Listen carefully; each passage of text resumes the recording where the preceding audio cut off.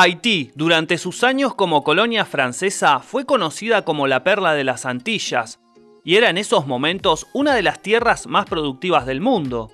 Tan importante era para la economía mundial que llegó a producir el 75% del azúcar del planeta, y también tabaco, café, cacao, algodón e índigo.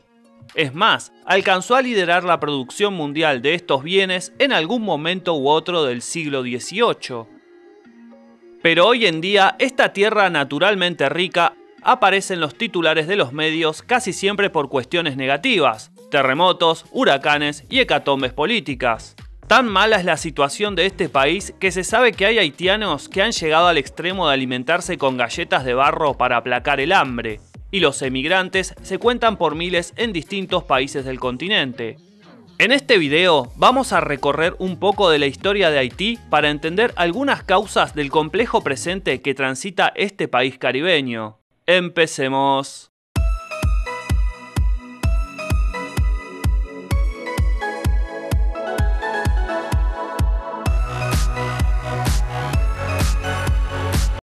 El 6 de diciembre de 1492, Cristóbal Colón arriba a una isla a la que bautiza como la Española, pero a la que los nativos taínos llamaban Haití, que significa en su idioma tierra montañosa. Ahí construye un pequeño fuerte y deja a algunos de sus hombres que se dedicaron a la búsqueda de oro. Debido al maltrato que recibieron los nativos por parte de los conquistadores, estos se vengaron quemando el fuerte y matando a los españoles. Cuando Colón regresó a la isla un año después con 17 barcos y 1200 hombres, todo lo que encontró fueron cenizas. La victoria de los nativos duró poco y su población fue reduciéndose rápidamente por los malos tratos y las enfermedades traídas por los europeos.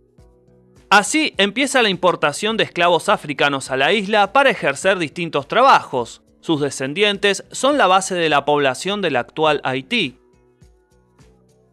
En 1620, colonos británicos y franceses comienzan a asentarse en la parte occidental de la isla La Española, y en 1697, España cede un tercio de la isla a Francia. Los españoles no tenían demasiado interés en pelear por retener esta parte de sus dominios, teniendo bajo su poder a buena parte del continente americano, que ofrecía riquezas casi ilimitadas, especialmente oro y plata. Los franceses no estaban tan interesados en el oro. En su lugar aprovecharon el suelo y el clima de la isla para cultivar y exportar productos tropicales al viejo mundo, y mal no les fue. Llegaron a producir 3/4 parte del azúcar del mundo, y también importantes cantidades de café, tabaco, algodón e índigo, una planta que se utilizaba para teñir de azul las telas y que en el siglo XVIII era muy apreciada. Esta economía de la plantación creó por un lado una clase de propietarios, generalmente franceses y sus descendientes blancos, que vivían en la opulencia y no tenían nada que envidiar a los ricos europeos.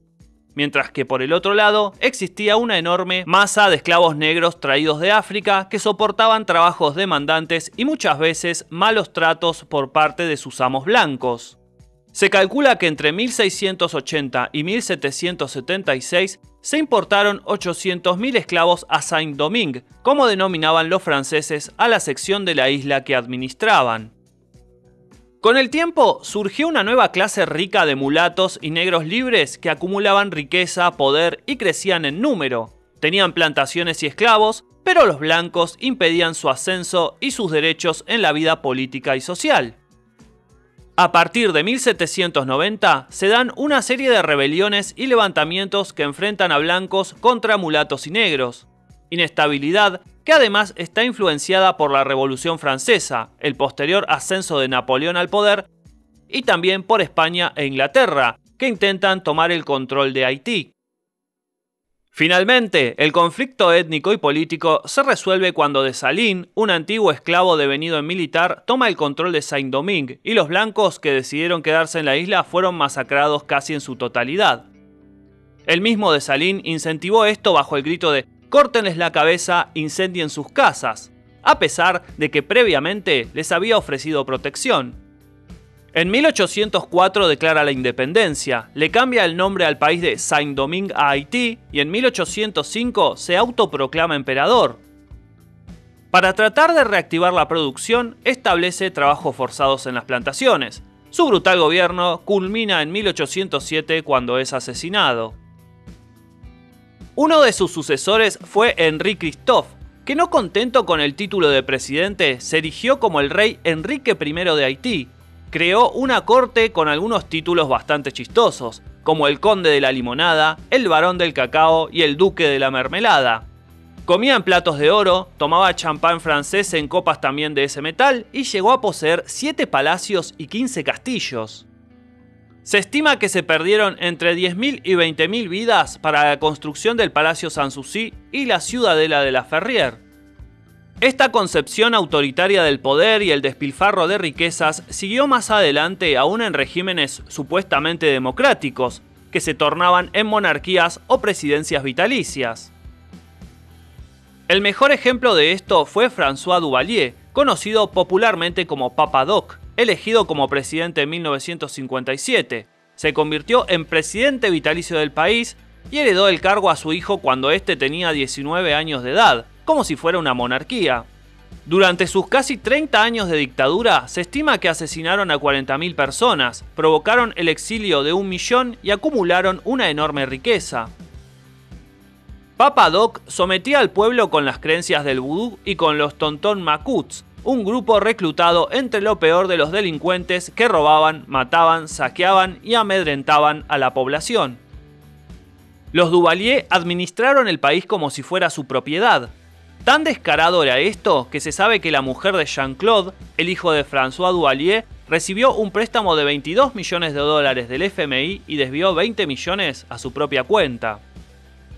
Gracias al apoyo de Estados Unidos, esta familia pudo sostenerse con total impunidad hasta el 7 de febrero de 1986, cuando escaparon del país en medio de una sublevación incontrolable. En el frente externo existieron 2 factores importantes que afectaron el desarrollo del país: la intromisión de Estados Unidos, invadiendo esta sección de la isla con marines y metiéndose en la política interna por un lado, y por el otro lado, la deuda a la que el país se comprometió a pagar en 1825 a Francia, como compensación por las pérdidas materiales por la guerra. Esta deuda se estima en 30.000 millones de euros al valor actual, y Haití tardó 122 años en terminar de pagarla. Para completar el combo, además de malos gobiernos y corrupción, hay que sumar el problema de los terremotos recurrentes y las tormentas tropicales que causan inundaciones y deslaves. Un problema potenciado debido a que en el país se talaron prácticamente todos los bosques para producir carbón para cocinar y para abrir espacio para la agricultura. La economía del país se basa en la explotación agrícola y la mitad del país trabaja en ese sector, que no produce lo suficiente para cubrir las necesidades de la población. Casi la mitad del país pasa hambre y para saciarla algunos llegan a literalmente comer tierra. Las galletas de barro suelen formar parte de la dieta de muchos haitianos que las ingieren a pesar de su nulo aporte nutricional. Este es el presente de lo que fue alguna vez una de las tierras más productivas y ricas del hemisferio occidental. Haití se encuentra atrapado como en un bucle, una dinámica de la que no puede escapar y de la que tratan de librarse miles de haitianos que migran a diversos países como Estados Unidos, México o Chile. Tal vez un golpe de suerte permita a esta nación insular tener un periodo de paz que le sirva para establecer bases para salir adelante y resolver una cadena de problemas íntimamente entrelazados, desde la corrupción a los impactos de los desastres naturales, potenciados por el pésimo manejo de los recursos. Recuerden dejar un like, sus opiniones en la caja de comentarios y suscríbanse si todavía no lo han hecho, cliqueando la campanita para recibir notificaciones cuando se suba nuevo contenido. Gracias por estar ahí y nos encontramos en otro video de Detrás del Dato. ¡Saludos!